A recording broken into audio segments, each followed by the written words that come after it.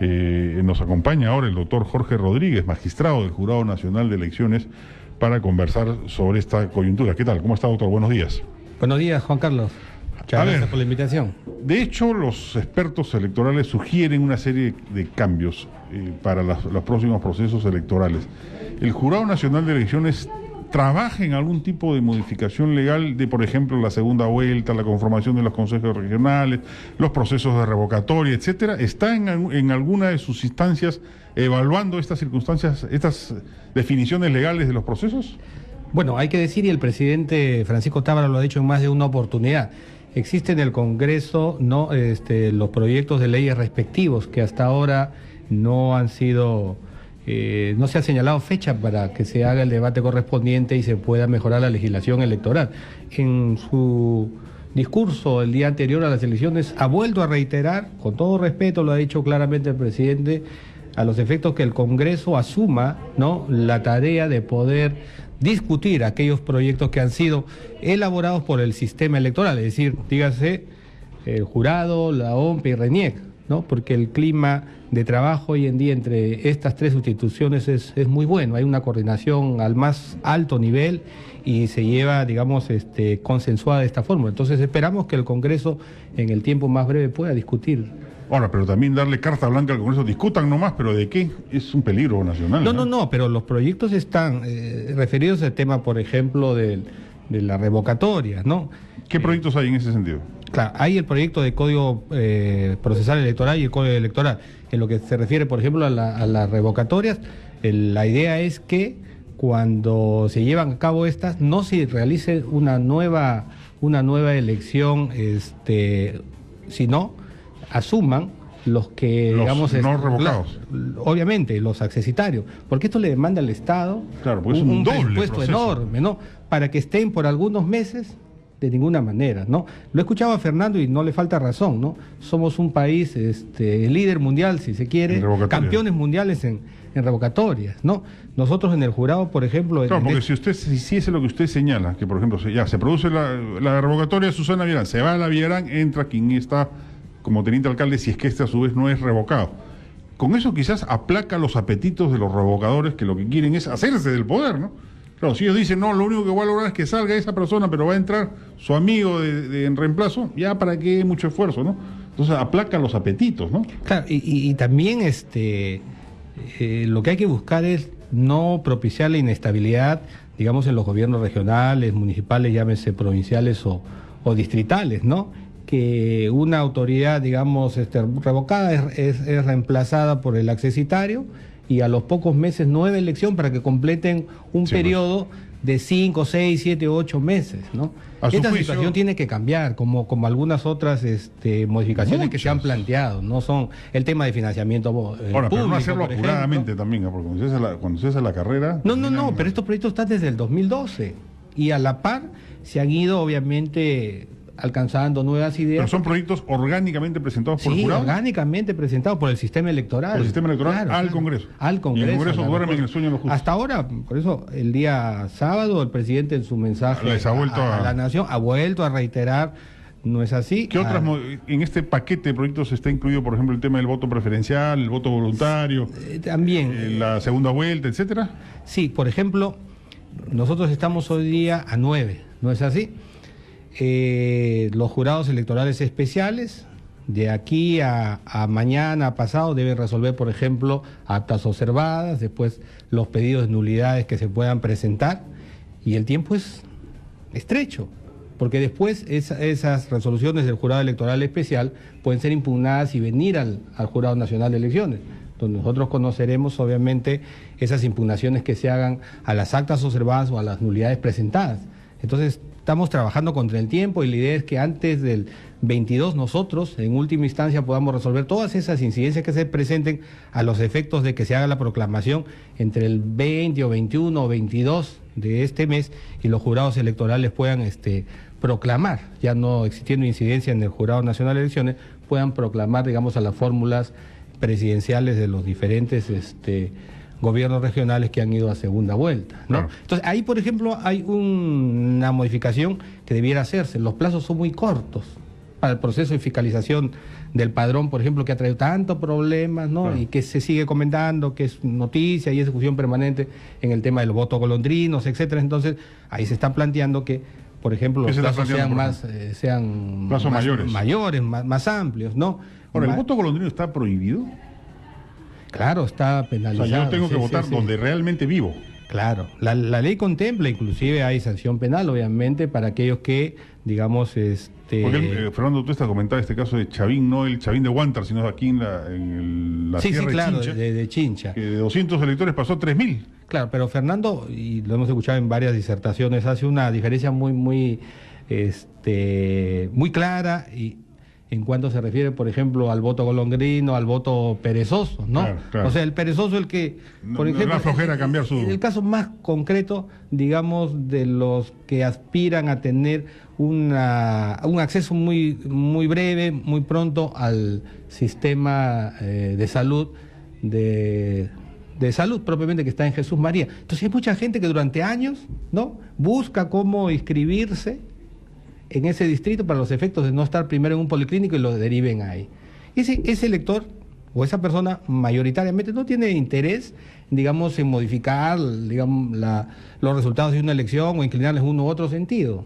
Entonces lo hace por conveniencia. Pero sí hay, claro, aquellos que tienen esos propósitos, pero evidentemente se dan en distritos donde el número de electores, pues 1.000, 1.500, 2.000. No podemos pensar que en un distrito donde haya No, yo siempre he dicho, 80.000, 90.000, ¿a cuántos habría claro, que, obviamente... La fórmula para ser millonario es uno junta 1.000 amigos y se va a San Marcos, inscribe a todos ahí. En Punta Hermosa... No, digo por el canon, ¿no?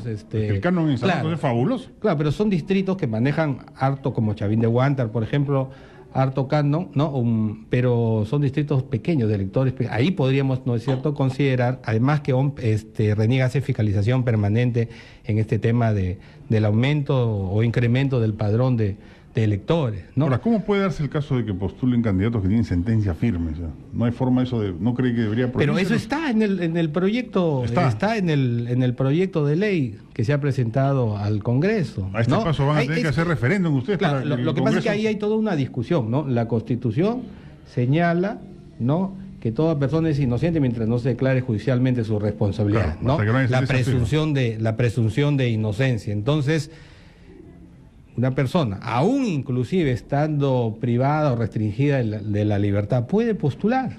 Claro. La Constitución lo señala, lo ampara. Entonces, el señor Santos de repente termina el proceso y lo declaran inocente.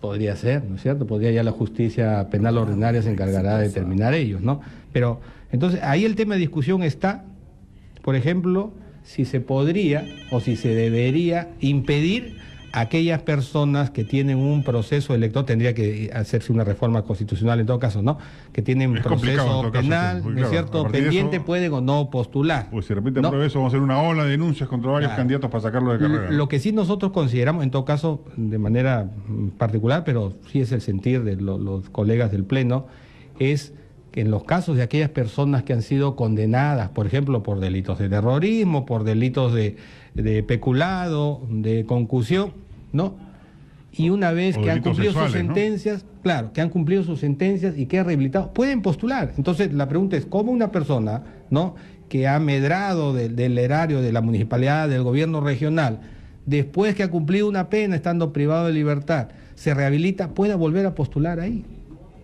Por ejemplo, para el caso de los magistrados, aquella persona que haya sido condenada, por más absuelta o rehabilitada, no puede postular para ocupar un cargo de la magistratura. Igual se da con el caso de los notarios. Entonces, es una idea, ¿no?, que puede discutirse y determinarse si en esos casos se incluye también como provisión para poder postular. Claro. ¿No? Esta modificación que se hizo durante el régimen de Alan García de implementar la segunda vuelta y establecer votaciones distintas para el Consejo Regional respecto de la presidencia, ¿está en el paquete de modificaciones, no? Claro, ¿revertir ello? No, lo que pasa es lo siguiente, que aquí hablamos, si se quiere, de dos elecciones, ¿no? Porque se elige la fórmula, que es el presidente y el vicepresidente, y luego la conformación del Consejo Regional, claro, ¿no es cierto? Entonces aquí, a esta segunda vuelta, solo viene o solo, digamos, Solo van para la lista, votación. para la No, fórmula. solo la fórmula. El presidente, el vicepresidente, por los consejeros regionales ya han sido elegidos en la primera vuelta, ¿no? En todo caso es un tema a discutir. Pero no está en todo caso planteado. No. En todo caso es un tema a discutirse. Porque incluye la otra modificación de que adicionalmente ocurra como en los consejos ediles, que el que gane en la lista de consejo, en la lista, tenga mayoría automática. Lo que pasa es que el modelo de la elección de la fórmula regional es el modelo idéntico a lo que serían las elecciones generales, ¿no es cierto? Las presidenciales, ¿no? Es decir, no alcanzas el porcentaje exigido, que en este caso es el 30%, ¿no? Vas a una segunda vuelta, ¿no? Claro, hay muchos temas adicionales que se pueden incorporar al debate nacional, ¿no? Y justamente los escuchaba a ustedes conversando con Fernando.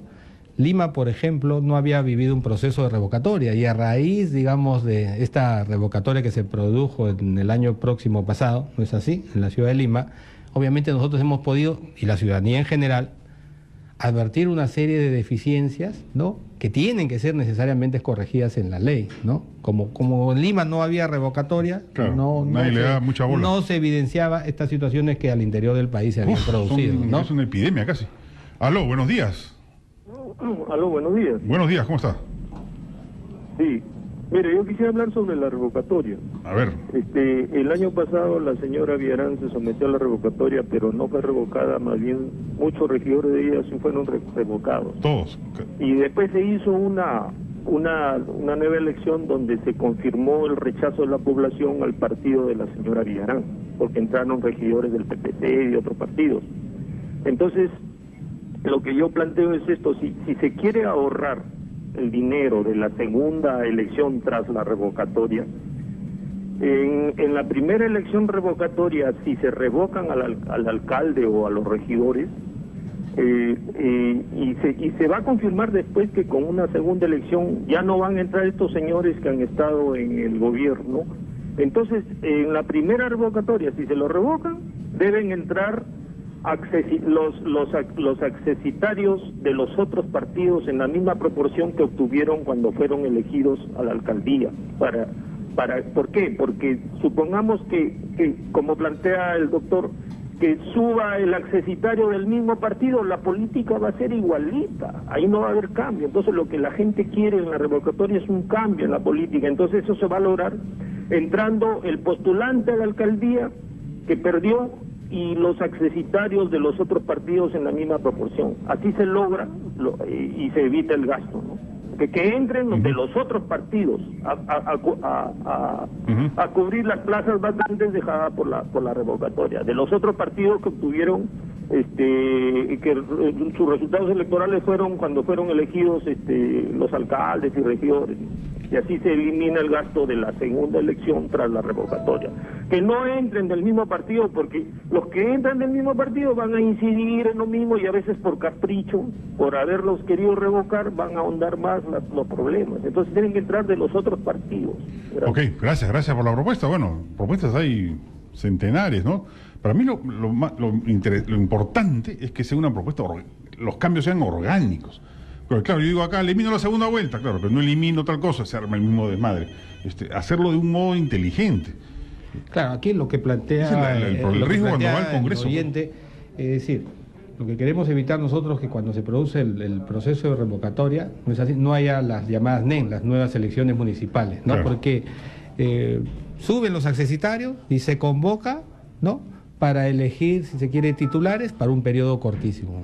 Claro, hay mucha inestabilidad, creemos, ahí en esas situaciones, y sobre todo el gasto es enorme que le demanda al Estado. Y al final perdemos todos, pues no tenemos gobierno, pues. Definitivamente. En ese intermedio no hay gobierno, esa es la verdad. Es una cosa transitoria que administra lo que recibe hasta que venga la elección definitiva de acuerdo al cronograma. Y además ahí, Chuncho, les voy a contar una anécdota. Nosotros vimos ahí en el jurado, en un caso en el que un regidor había sido revocado y se llevan a cabo las nuevas elecciones. La ley dice que uno no puede postular en esas nuevas elecciones municipales para el mismo cargo que ha sido revocado. Se presentó para alcalde y salió elegido. O sea, la ciudadanía que le dijo, tú no puedes seguir siendo regidor, lo eligió como alcalde. Fíjese. Sí, pues. Para concluir, ¿no hay forma de exigirle al Congreso que discute esos temas? Se le ha pedido de varias formas y obviamente le hacemos la invocación nuevamente desde esta tribuna radial, porque es importante, ¿no? La ciudadanía espera de sus instituciones, espera, digamos, de las personas que están en el Congreso y en las instituciones del Estado, obviamente que hay este cambio, ¿no? Claro. Muy bien, doctor Rodríguez, le agradezco mucho que nos haya acompañado aquí en Radio Exitosa, el doctor Jorge Rodríguez, magistrado del Jurado Nacional de Elecciones. Muchas gracias.